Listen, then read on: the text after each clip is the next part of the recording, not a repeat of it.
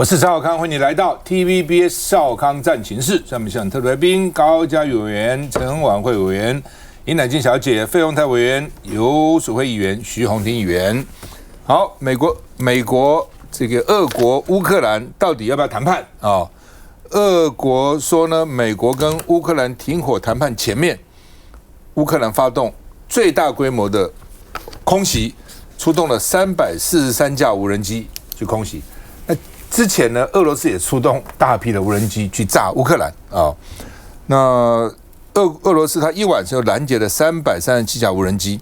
至少2个人死亡啊。那就是有人一定会受伤嘛啊。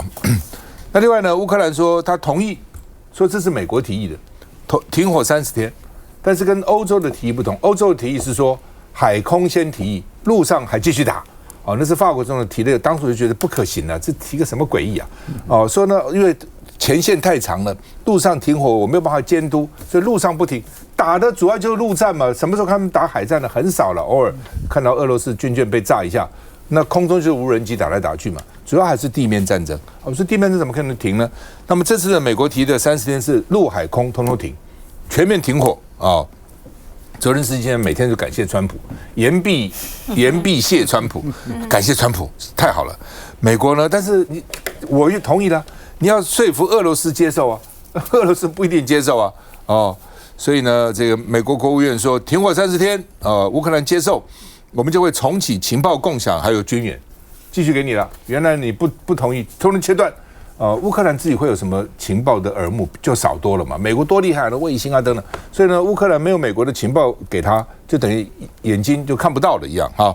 那所以美国国务卿卢比欧说，现在球在俄罗斯手上，你接不接受？俄罗斯你是说你接不接受啊？那俄罗斯的媒体说，川普跟普丁礼拜5要通话，要讨论，可能就讨论这个问题了哈。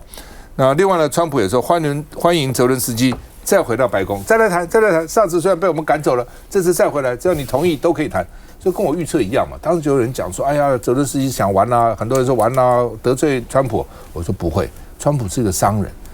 我们讨价还价、商业上的这个谈判多了，对不对？拍桌子了、翻桌子了，然后下次又坐着好好谈嘛，只要达到目的啊，符合我的利益，那都可以谈。川普就是这样啊，你只要今天泽连斯基，好不好？我矿产给你了，他会不会谈？当然谈嘛，我们看一下。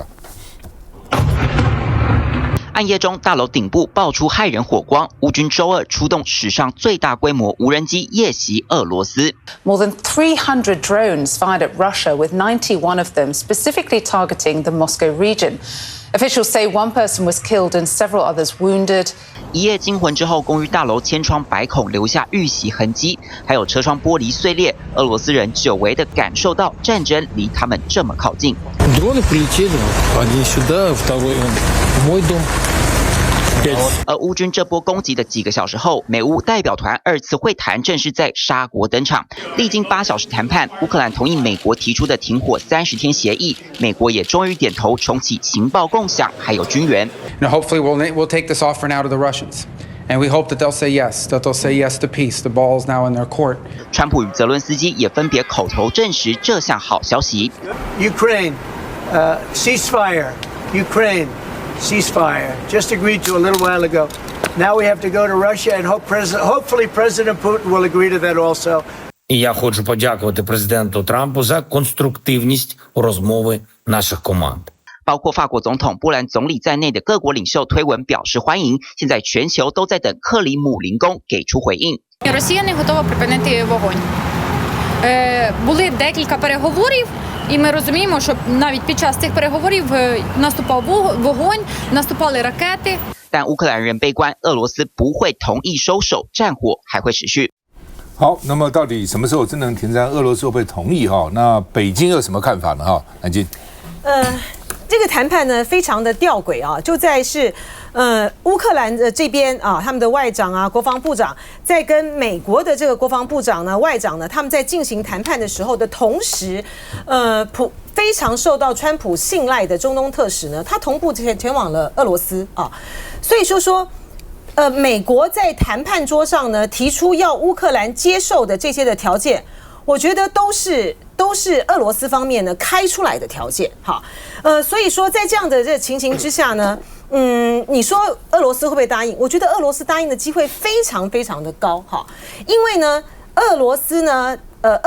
他现在呢，其实也已经是打到也是蛮吃力的地方哈。虽然说呢，因为川普呢上台了之后呢，就展现出来就是我非得要停火不可哈，然后给进这个乌克兰呢排头吃啊，可是呢，俄罗斯呢，他趁着双方在谈判的过程之中的不顺，啊，就是美国跟这个乌克兰之间的这个接触这种不顺的时候呢，他加大了力道呢，去巩固他现有的成果，甚至于要去外溢他现在有的一个成果。他算准了，就是今天呢，你乌克兰呢，在美国的压力之下呢，美国已经不想打了，美国已经不想要再打下去了，的之下，你不得不接受这所有的一些的这个成果嘛，啊，所以现在摆明了很清楚，开出来这30天的停战啊，这停战的这个协议，两方呢就能够暂时的这个休养生息，然后最重要的是说，也可以观察双方在对于停战上面呢所付出的这个努力够不够。我不认为俄罗斯会偷跑哈，而因为牵涉到呢，实际上的后面的还更细节的，包括就是说，乌克兰要让出多少土地，现在美国开出来的通通都是俄罗斯提出来的条件哦，他要让的是包括2014年就是克里米亚啊这个以来的所有的就被俄罗斯拿走的这个领土，而且呢，它矿产的这个协议呢，还要分一大半的利益呢给美国哈，就是乌克兰所损失的绝对比他这个战前的时候来得更多哈，而且呢，他所面对到的处境呢是更加的艰难。可是对于泽伦斯基来说，他那天在白宫呢跟川普呢吵了一架这个之后呢，他这个策略上面呢是成功的，因为呢，他如果没有吵这一架哈，然后呢，他还是必须非常的屈辱的接受那个矿产协议。你想想看，在这个乌克兰里面，所有的人会如何的去骂他？这是不是卖国贼嘛，丧权辱国嘛？可是他这样子一吵之后呢，川普呢，他们立刻呢下狠手啊，就是停掉你的情报的这个支援，停掉你的武器供应。那你就让大家就眼睁睁的看到，让乌克兰的民众知道，就是说我们今天再怎么样的去接受很屈辱的条件，都是万般不得已。所以在策略上的运用上面来讲，泽伦斯基是成功的。我早就讲了，泽伦斯基去以前已经打算翻脸了啦。哦，他如果说这样子都接受川普条件，他回去怎么面对国人啊？他当然去就想说，我绝对不能示弱嘛，去就已经决定好了。好，他只有利用这个机会进白宫，否则他进不了白宫。对不对？先引诱一下，我给你矿产协议啊，川普很高，来吧，来了开始吵一架走了，哦，之后再说嘛，至少先吵一架，维持一个尊严了哈。那另外呢，俄罗斯也不想打了，再打下去哈，也是很辛苦的啦，被国际制裁等等。乌克兰也打不下去了，1000多万人流离失所，600多万人逃到国外，所以如果双方都觉得打下去没有什么用了，不想再打了，就比较容易谈。如果一方面哇还可以乘胜追击啊等等，就很难谈啊。王慧。我想哦，这个俄乌战争打到现在哦，我也非常同意啦。就是说，泽伦斯基上次到这个白宫跟这个川普见面的时候，他虽然态度非常的强硬，看起来好像被川普跟这个 Vance 压着头打哈。可是其实他在这个泽伦斯基在那一场会晤回去之后，他在乌克兰的这个民调啊，这个支持度啊是往上升的，高了不少，高了很多哈。那我想这个就是我们一直在说的，在这种俄乌的战争下面呢，我们看到的是美国他想扮演的这个调停的这个角色，但是呢，乌克兰呢，他并没有因为就是说好像看起来一直居于劣势，然后川普呢一直也要想要打压他，因为看起来要跟俄罗斯这边这个普丁做相关的一个对谈哦。我看到的就是泽伦斯基他的这个奋战的精神哦，他都还在派无人机继续在攻击这个就是有关这个俄罗斯的一个部分哦，就是他其实持续都有动作，不会让人家觉得就是说他好像有双手投降的感觉哦。那当然这一次的这样子的一个，不管是30天的一个停战啊，或者是矿产协议，真的看起来泽伦斯基是要签下去了。欧洲这一边呢，我觉得相对也比较松了一口气哦。他们觉得为了这个永久和平哦，在这个会晤这样的消息一放出来之后，他们马上纷纷像波兰啊、欧盟啊、法国、英国欢迎，对，赶快就是表达的就是说，哦，这样子真的蛮好的，可以这个让这个永久和平啊。所以我觉得这个接下来应该会朝一个比较好的方向来前进哦。那接下来还是要继续关注，就是说，在这个中美俄之间现在看起来美俄好像有了一定的这个谈判的这样子的一个沟通的一个渠道但是呢，中俄之间跟中美之间最近其实也特别在讨论起这个中美就是这个川普跟习近平到底今年6月份在他们生日的时候要不要见面这样子所以我想这样的一个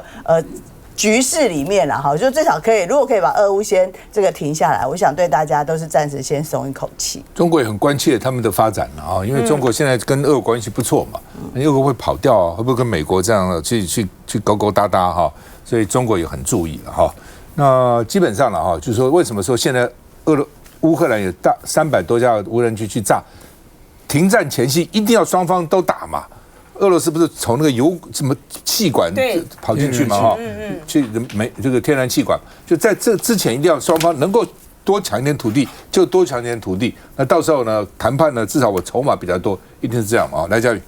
确实啊，我觉得乌克兰现在愿意签这个停火协议，让大家都松了一口气。而且现在全世界都在看俄罗斯接下来要怎么样连这个卢比奥都说现在球在你身上了，所以俄罗斯是有压力的。因为现在和平看起来已经是垂手可得，如果普丁这时候还不给川普面子的话，那我觉得依川普的脾气当初你是怎么对乌克兰，怎么对泽伦斯基，那现在全世界也在看那你怎么对俄罗斯人家现在乌克兰都已经愿意签这个快闪协议，也愿意停火，那就交给美国来去跟俄罗斯做进一步的去协商。那过去美国也跟俄罗斯协商过好几次，回头来找乌克兰。所以到底现在球回到俄罗斯的身上的时候，下一步会变成什么样当然大家也期待说维持乌克兰的永久和平，因为当这个协议破裂的时候，不管是北约的国家，不管是欧洲的国家，大家都是唇亡齿寒大家看到乌克兰被这样子的，不管是欺负，不管是这样子的抛弃，或者是被美国这样子的对待，其实我想所有的欧洲国家应该都是感同身受，所以美国其实也是有压力的。如果这时候川普愿意普丁愿意给川普面子，大家能够真的维持乌克兰的永久和平，我相信对川普来讲才是最大的胜利，对欧洲国家，对乌克兰也是。那所以我觉得现在的压力就是在普丁身上。我补充一点就是中国外交部呢今天宣布中国、俄罗斯和伊朗呢，他们会在北京会晤，要谈这个伊核协议的问题。那他们这个3方碰头，绝对不会只谈伊核协议嘛包括中东地区以巴之间的问题，还有俄乌的这边的问题呢，都一定都会在讨论之内。特别是呢，俄罗斯呢，在前几天呢，有一个很关键的一个讯息，就放出来说，他们欢迎北京欢迎中国呢加入战后的这个维和部队他们不欢迎这个欧洲但是欢迎这个中国。就是俄罗斯呢似乎有意呢把中国拉到这个局里面来就是现在呢美国呢好吧，就算美国有一部分的声音认为说应该要联俄制美。但是至中对，但是俄罗斯也不是躺在那里中国也不会躺在那里这你要玩这种博弈，我也会玩多方博弈所以这场局借着这个俄乌战争的停战的协议的过程之中的那个局才刚刚开始。我认为有机会了，就是俄乌都想停战了打下去都很辛苦，这是条件了美国现在泽连斯基选举你下台，然后呢俄罗斯占领的土地呢都给他，那乌克兰吞得下这样的条件，吞不下，休息一下再回来。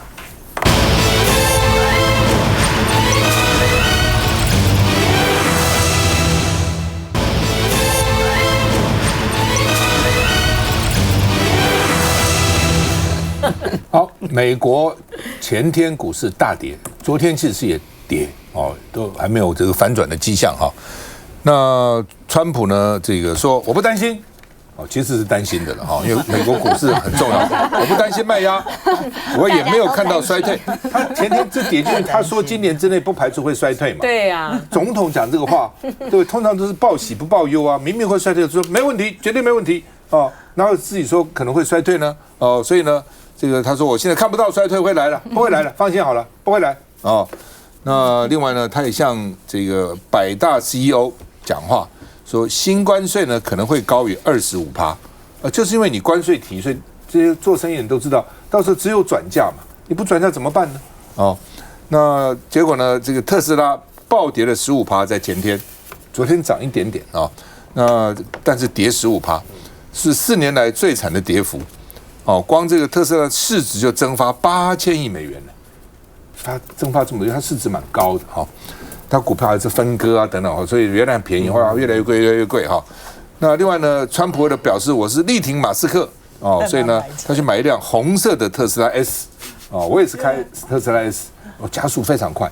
跟跑车一样啊！你看，你花很多钱，几千万去买一个跑车，加速还没有我的快啊！哦，因为它是电动，它不像齿轮箱有这个 gear train 有齿轮系统这样要一步一步调整，呼就加出去了哦。所以川普说：“哇，这个车子我坐上面好过瘾啊，好快啊！你们看看都追不上我。”因为呢，这个他去买一个特斯拉，表示对马斯克的支持啦，而且呢，他说对特斯拉的暴力是恐怖主义。因为现在当然很多人打不到这个马斯克呢，就打车子，哦，打特斯拉车子，打到窗子啊，泼油漆啊，这特斯拉车子招谁惹谁了？反正就是打特斯拉车子。然后呢，欧洲也背个他的车哦，所以呢，在欧洲销路很低。大陆呢本身电动车就做很好，对哦，所以呢，什么华为啊、小米啊，电动车都不错啊，所以呢，它在大陆销路也没有那么好啊。那所以呢，这个美股被冲击。白宫说呢，企业界你们要看远，不要看近，要压川普啊，他一定会让美国经济起来 ，Make America Great Again 啊，怎么会不压他呢？哦，那有5个富豪来捧川普，其实主要都是高科技了哈。那所以，但是呢，因为这次股跌就损失6.8兆啊，所以跌很多了哈。那另外呢，川普本来要跟加拿大说，我要加你25%的关税，那加拿大呢这个50%。加拿大的这个省长呢，就安大略啊，就说呢，你加我25%关税，我对美国3个州，纽约州、明尼苏达州什么呢，电是我给的，我要加25%的这个附加税。川普说，你加我20%附加税，我再加你20%关税，就变成50%了哦。然后呢，这个安大略省长就退步了，说好，我不对那个电费加关税，所以川普关税这招还是有用的。川普说好，你不加关税。我也不加你25%，还是超25%，就不会50%了，变成这样。我们看一下。Do you think there will be a recession? I don't see it at all. 丝毫不担心外界对经济的恐慌，只是美股暴跌，特斯拉周一也崩15%，创下近4年来最严重跌势。为了挺兄弟，川普11号还在白宫买了一辆新的红色特斯拉轿车，表示他支持马斯克的电动汽车公司。这招果然成功奏效。尽管周二美股4大指数全盘皆末，道琼狂跌近500点，但特斯拉却是逆势上涨8.43元。只是发动关税战吓趴自家美股。为了稳定军心，川普周二召开商界圆桌，包含思科执行长罗宾斯、苹果执行长库克、摩根大通的戴蒙，要一起讨论关税冲击和美股大跌等议题。Canada supplies about 24% of U.S. steel and over 60% of U.S. aluminum. So in the words of the Ford CEO, who probably says it and knows it best. 不过台股周三总算是甩开美股慢压的阴霾，外资在连11卖后不再杀红眼，大盘以22,171点涨100点开出，最高一度涨到261点。好吧，黄太兄，股票你懂，来怎么看？财经专家。川普刚才第一节的时候，赵大哥讲，川普就是一个商人，而且他是，我们不敢讲说是好商人、坏商人，反正他就是很精明的商人哈。我没有什么褒或贬的意思，所以他处理所有的事情，就是从他的个性就如此嘛哈。其实刚才上一节我们讲说，他要对乌克兰，美国的外债，连他所有的人都受不了了哈。美国现在经济的情形是这样子，物价飙涨。各州的物价啊，涨很多，都在飙涨。你到美国吃饭不都贵了吗？贵很多啊！对，现在很多的餐厅呢，它直接给 tips 啊，就直接给你加25%啊。以前还是我要给你，直接给你加25%，再加上它的 sales tax 8个多%，换句话直接就是你加乘上50%了啊，就1/3嘛哈。我们再看啊，美国现在川普想要去救他的财政状况。美国，你看美国的财政状况哈，你看你把它摊开50年来看，支援别的国家打仗，他的负债就增加，军费很多。2008年的金融风暴让它增加更多哦，所以美国现在川普不会再支援别的国家去打仗。第二个呢，他希望产业回到美国，尤其是制造业。川普的得票绝大部分就是失落的白人投下来的票，因为我曾经是世界最强的，结果现在他发现他不是世界最强的，在军力上他世界最强。在流通的货币，只要你敢用，不要用美金结算，他就会打你。所以他这两个策略交替的在运用。他想要产业回来，产业要回来是可以啊。但是像川普这个，你这一任只有是按照他的宪法，他只能再做就是这4年，之后就没有了。之后美国还会 follow 他的政策吗？我是怀疑啊。所以。当你一个制造业要回来，你的 supply chain 要整个回，那不是4年就可以完全回得来哦。所以我是高度对他，像美国人，现在你看到股市你就很清楚，因为现在变动的因素太多了。我在企业上我要做一个 plan， 做一个计划，我的天哪，我这个变动的 factor 那么多，所以我是觉得川普这样他急功好利经营一个公司 maybe。但是经营一个国家，现在全部的人都在跟他在对抗，所以我是觉得川普当然会让那些白人觉得我很窝心，但是我是觉得川普这个策略下去，你从股市是最好反映人心的一个方向哈。我不觉得川普这一招会让美国再度强大。好吧，川普这个商人本来。商人只有在近代才地位提高的，古时候其实商人地位很低的，对不对？士农工商嘛，没有一句想商人的话是好听的，什么商人重利轻别离啦，老大嫁作商人妇啦，都是这种话。但是呢，最近代因为重商嘛，工业经济起来了，但是商人也有好商人有好，但是川普实在是唯利是图，完全是斤斤计较来，洪庭。我觉得这几天大家一直在分析，就是说川普的这些动作，不管是国际政策，然后包括关税，然后这几个部分。那前几天我就突然想说，那我们从经济的角度来看川普好了。川普在第一任的时候，美国的国债是20兆，他现在接任了，他的国债是36兆。而今年有5兆的美债要到期，这5兆的美债里面有8900亿是疫情的时候的特别债，是零利率的。他现在光那个债的付的利息都就是1兆，对，每年光是债的利息就付1兆。那美国联邦政府刚好每年就短收1.8，这里面有1兆是利息啊。所以如果川普是从一个公司经营者的角度来看美国，确实如同他讲，他觉得美国真的要倒了。因为你每年不管怎么样，我就算什么事都不做，我开门，我每年就还是要赔1兆啊！我每年就是慢慢在赔，不付利息不管利息，我还是要多赔1兆。然后呢，所以你看马斯克在做 cost down， 然后川普在这个地方，所以很多人讲就是说，他为什么那么急着去解决所谓的俄乌战争？因为第一，我可以马上降低美国的军事负担跟军事援助这些。第二，我要把全球的能源价格降下来，这样我美国的负担也会变低。第三，因为俄乌战争，所以我对俄罗斯做制裁，结果很多人要跟俄罗斯做生意的时候，他不用美元做结算了，所以我美元的地位也下降了。那如果我立刻的把这些事情解决掉，俄乌战争在经济上是有这几个好处的。所以你现在看起来，然后再来，我们再回去看另外一件事，我就 Google 了一下，美国前3大贸易伙伴，第1名大家很意外，叫墨西哥，第2名加拿大，第3名中国。所以你可以看到，它这几个关税战的主要 target 是不是就是第1名、第2名、第3名？所以你可以看得到是，如果我们从经济的角度上来看，川普其实他真的是他想用心解决美国国债的这些债务问题，因为他不知道一件事情是。美国的这个债务上限已经调了80几次了，讨论了100多次条，今年还要再那个，可是他不知道今年国会到底会不会真的支持他做这件事，因为太多人讲说不能再继续往上了，不能再继续往上，所以这几个部分做完以后，你会发现，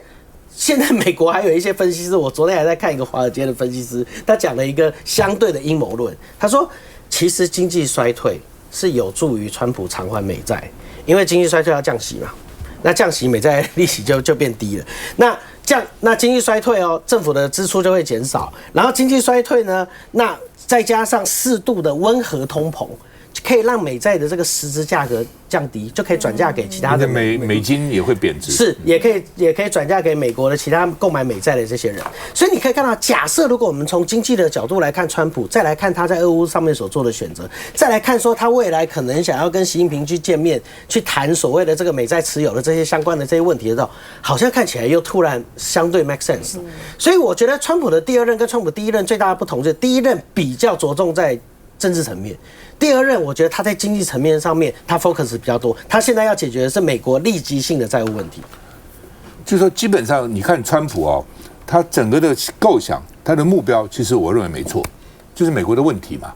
哦，雷根当时有讲过嘛，我们美国政府最大的问题就是我们自己，政府最大的问题，政府本身是啊，共和党一向主张小政府嘛，每次亏钱了，搞一塌糊涂就是民主党嘛，